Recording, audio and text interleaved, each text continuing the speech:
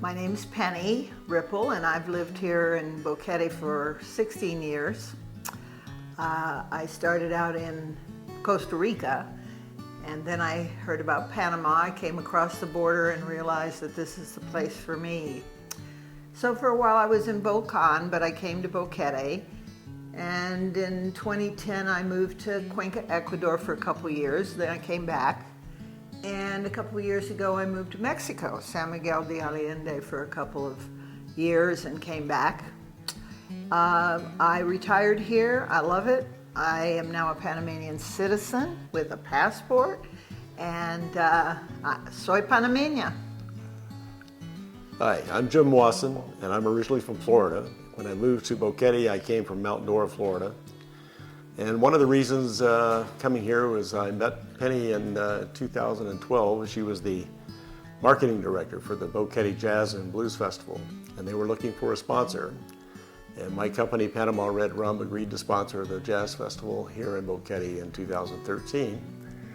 And that's when I moved, and we became a couple, and I've been living here since. So I've been here 7 years in Boquete. And I love the climate, I love the people. It's a great place to be.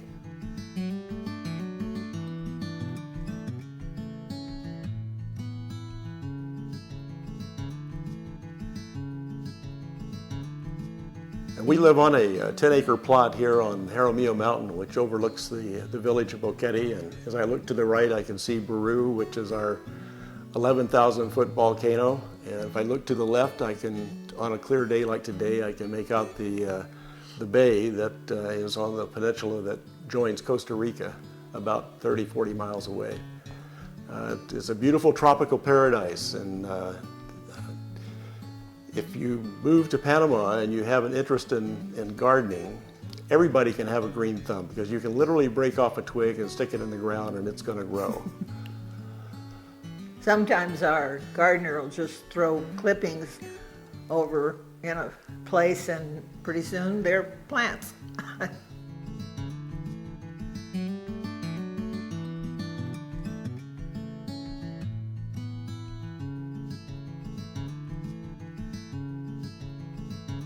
Well, I didn't have many concerns when I moved. I had decided to move to Latin America, and that was that. I haven't had any problems here at all. I have been able to get a citizenship. I have no concerns. Safety is not a concern, and it's really paradise, I have to say. Things that move slower in Panama. Oh. And mañana doesn't mean tomorrow, it just means not today. So you have to get used to that. It's going to be different than what you've experienced in the United States. And that's a good thing, because you can chill out, relax, and it's going to get done what it's going to get done. We built or remodeled this home, and that was a challenging experience. Wouldn't recommend it for everybody, but it can be done, and it was a very satisfying endeavor for us to build our home here on the side of this mountain. I love Panama. I love the people. They're very, very friendly, and it's very easy to meet people here. And that's probably one of the primary things that I enjoy about this country, the friendliness of the population. And I just want to say that it's very, like Jim says, very different than the United States. We're from around the Orlando area, and it's all Disney, and everything is super slick and super organized. It's a little different here. You just have to leave your bones behind and adapt. The people here are very family oriented. You don't see a lot of kids on their screens. Fathers play ball with their kids after work. It's very much like the 50s in my childhood.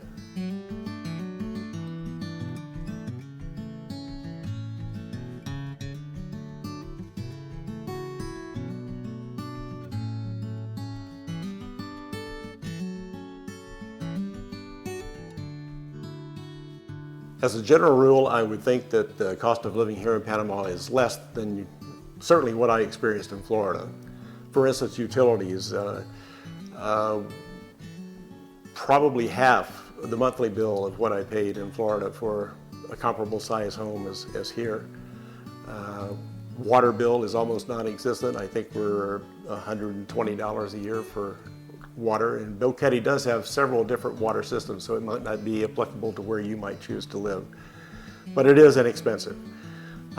Food in the restaurants, not as cheap as it was when I first came, but it's still, every time I go back to the United States, I'm amazed how much more things cost there than here. And grocery stores, food is, we live in, Boquete is like the garden basket of Panama. So all the fruits and vegetables are primarily grown here. And it's very inexpensive compared to what you're going to find in the United States. And the quality of the vegetables is excellent.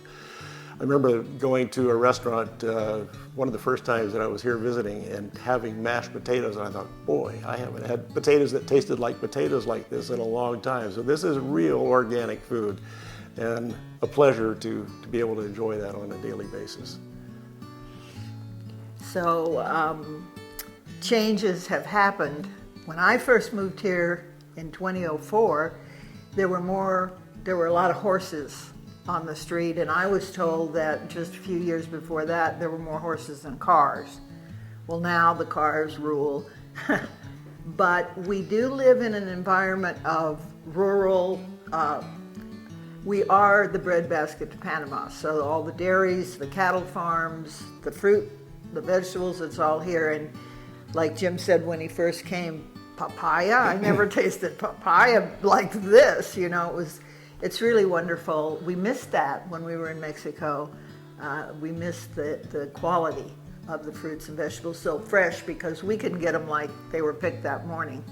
So it's been a lot of changes. The cost of living has gone up. When I first moved here, the most expensive meal that you could have was a filet mignon at the Panamonte Historic Inn. It was $8.50. Today that same steak is $34, so things have changed in the restaurant and entertainment situation. But still, we have the farmers, they come direct with their fruits and vegetables. It's really great. So there's been a lot of changes. And of course, there's more people now here than when I first moved here.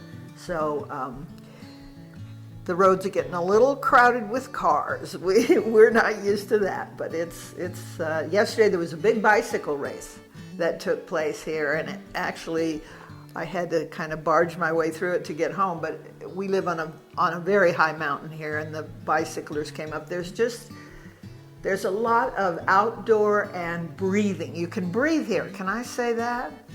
You can breathe here. No pollution. Beautiful, clear. We love it.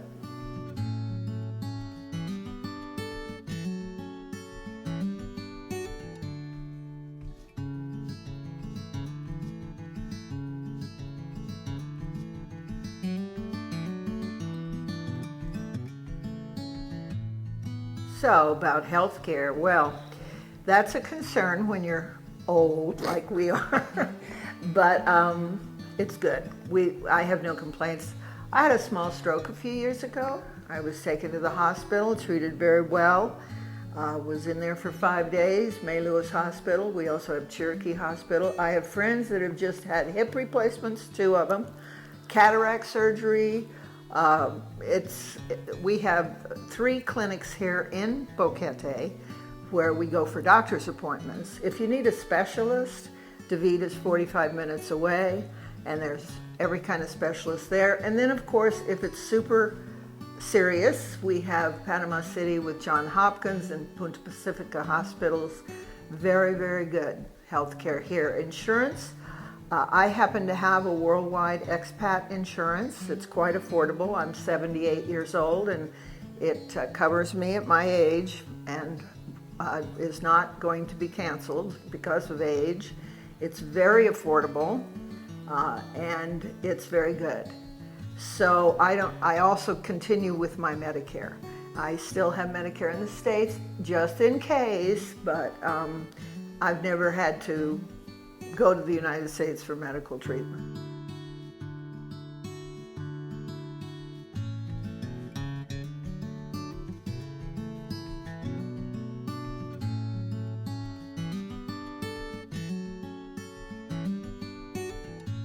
Panama is a very safe place to be.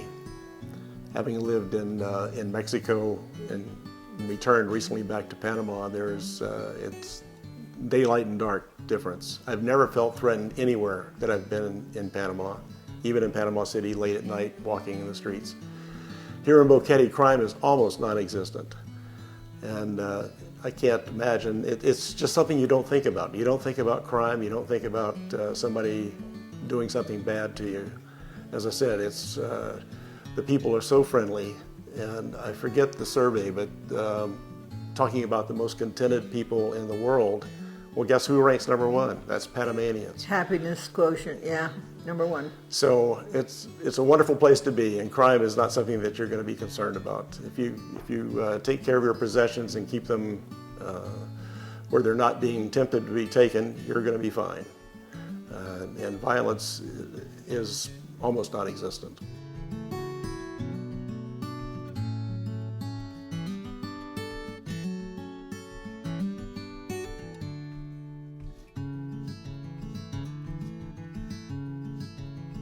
Well, I was raised in Southern California among the Mexicans, and in Miami, my adult life, among the Cubans.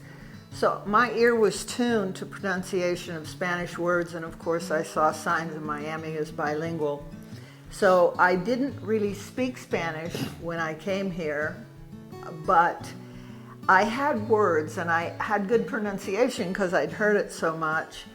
And I was just committed to the fact that I would never say, "Do you speak English?" to start a conversation. I just felt that was rude. This is their country, it's Spanish, and it's my responsibility to learn their language, not them learning my language. You can get around in Boquete because any place you go is going to really speak English, the people. However, if you would just be a little brave and learn a few little words, the most important of which is ayúdame, which means help me. And if you try with your little tiny Spanish, just a little struggle, try, they will be encouraged to try their little bit of English, and pretty soon you have a really nice little exchange going, and you will always learn a new word or phrase. The first time I was here, I was standing in line, and these people in front of me kept turning around and looking at the gringo, because this was over in Volcan where there weren't that many gringos.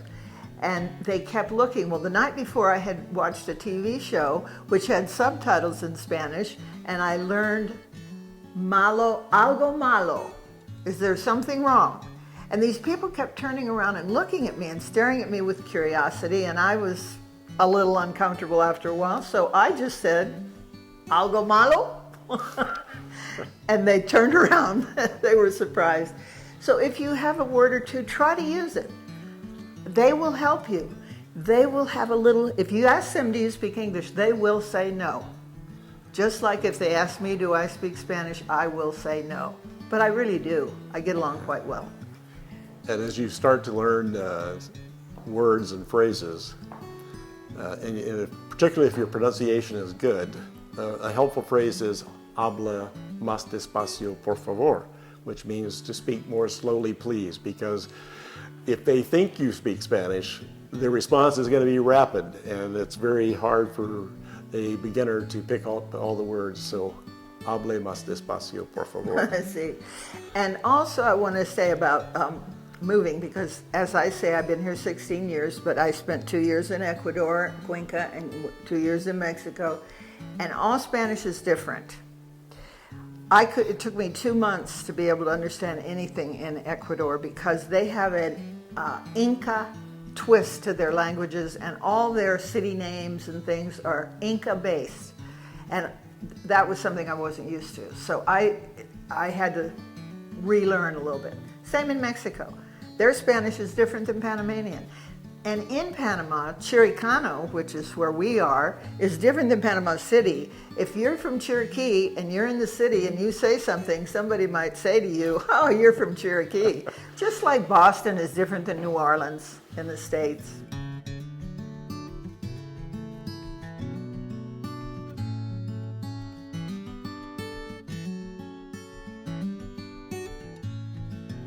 Shopping when I first came here was quite a challenge because there were no major stores, and when you went in a store it was really kind of funny. They have a big wall of display of things and you point and they go in the back and see if they have it, and then you have to go to the cashier and pay for it, then you bring the receipt back to the counter, and then they send you to another desk and you pick up your stuff, and it was like, oh. Now we have stores that have shopping carts and items on the shelf that you can actually pick up and put in your cart. Very different than when I first came. There's a huge, not huge, American style huge, but a big shopping mall down there in David that has a department store and a huge pharmacy that's really like a department store. All kinds of specialty stores, a huge supermarket. We didn't have any of that. That was a cow pasture when I moved here.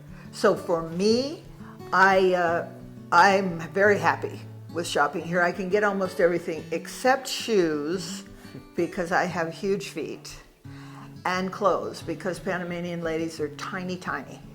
So I do shop online or when I do go to the States. But I don't miss anything here, and if I do need something I can't get here, I simply order it on Amazon. We have a mailboxes, etc. office here, as well as other shippers that bring both packages and letters and mail and magazines. So what I really miss is sweet corn. The corn here is field corn. That's really the only thing I miss. Well, sometimes I miss going to fast food restaurants. Oh, yeah, we don't have any fast food restaurants or hotels in Boquete. Yeah, no. In David, 40 miles away or 40 minutes away, yes, there's Kentucky Fried Chicken, there's McDonald's, there's Domino's Pizza, but there's no Five Guys Burger. And I sometimes miss being able to go out at 10 o'clock at night and pick up a juicy hamburger at my favorite restaurant. But other than that, it's a great place to be. Also, I want to say that Boquete has an extremely wide array of restaurants that we enjoy going to. We even have what's called Restaurant Row now. I think it has about 7 restaurants in one block on both sides of the street. That was not here when I moved here. So there's not much we miss.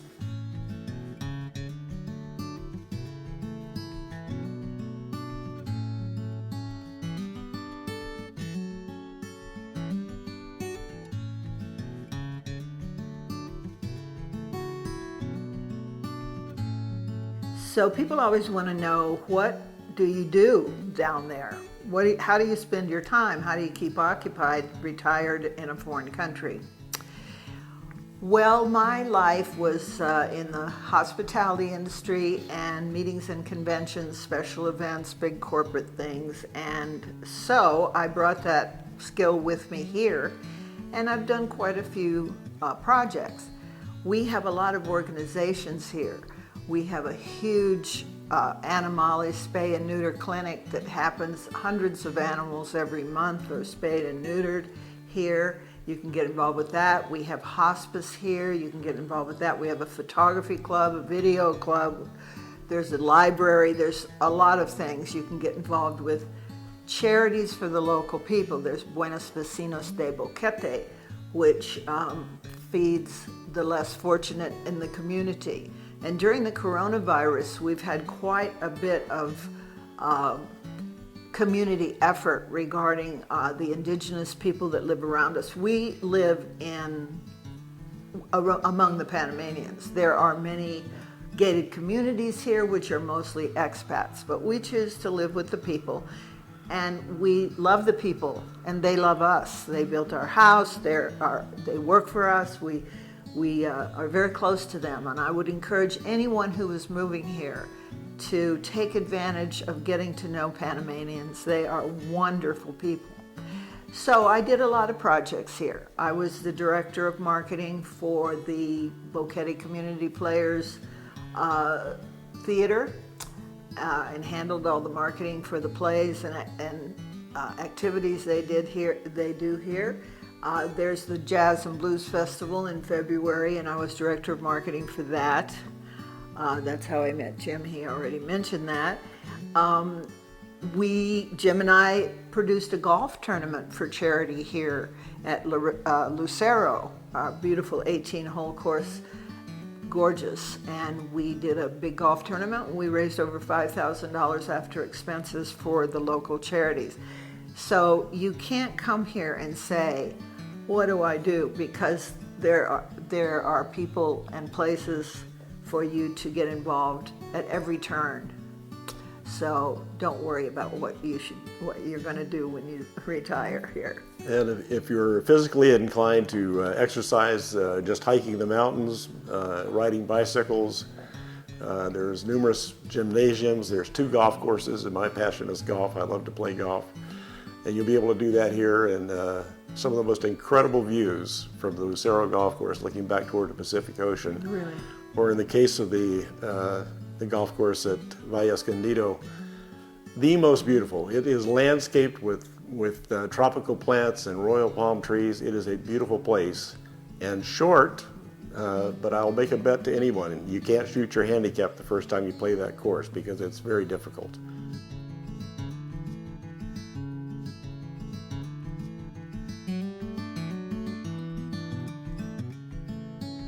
Well, what would I miss the most about Panama if I left Panama? I've already done that a couple of times and come back.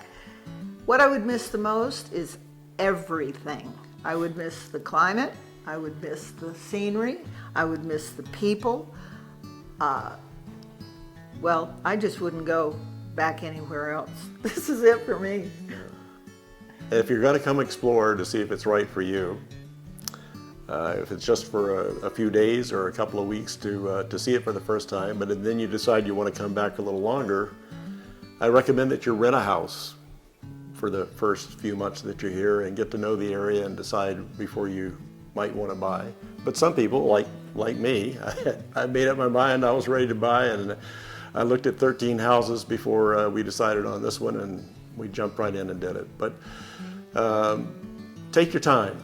Make sure it's right, because some people do come down and end up going back, and it's a major life decision to change your residence from the United States and come to Panama or any other foreign country. So take your time, get to know it a little bit, maybe rent for a few months when you first come. Yes, and I might say Jim's very right about checking it out, because we have microclimates. We have 8 or 9 different microclimates. When I first came, I lived in an area called Palo Alto, and I have some lung issues, and it was wet for me. I then moved down to Alto Boquete, to the Boquete Country Club, and it was much sunnier, more dry. Where we live now, we get a lot of fog coming. We live in the cloud forest, so we do get cloud coming up the mountain. So you really need to be careful about where you build or buy a house. I'm an impulsive person. I just bought a house and it turned out to be okay, but Jim's right. Rent first, check out the different areas before you make a permanent decision. And also I will say that a lot of times it's the wife that needs to go back to the States because of grandchildren or the need for the big box stores.